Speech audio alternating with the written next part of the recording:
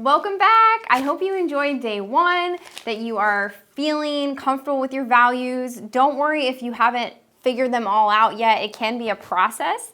I think that it's good to kind of reflect on those and make sure that they fit you. But if you have done them, congratulations. Either way, you can move on to step two. It's still going to be a helpful exercise.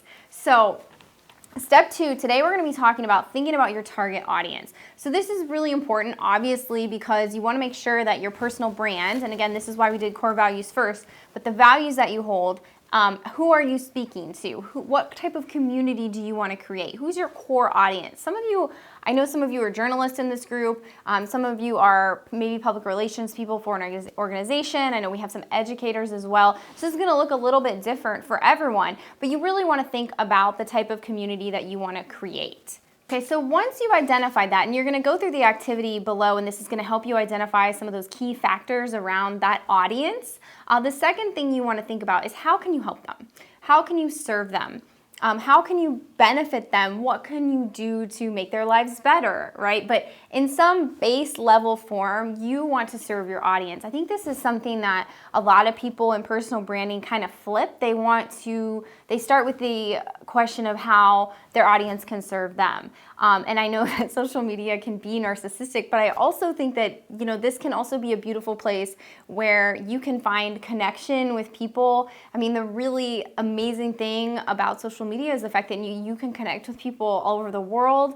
And I've met some really wonderful people, and I know it sounds weird, but it's true. I've met really wonderful people who have some of the same interests as mine, and I've reached out to them, and it's been through social media. So again, you just have to think about the type of community, the type of people that you want to have in your community. But again, how can you serve them? How can you help them? What benefit can you add to their lives? So that's the second step. Okay, and the third step is thinking about the type of community that you want to build. And this should align with those core values that you hold. I know that it's weird for people like journalists. You might be like, well, I'm serving a particular community in a place. Well, what type of people in the community do you want to connect with? Because all of our lives, especially if you're in any type of communication field, is about networking and building relationships. And that's one of the really key things about social media. I mean, that's one of its greatest purposes.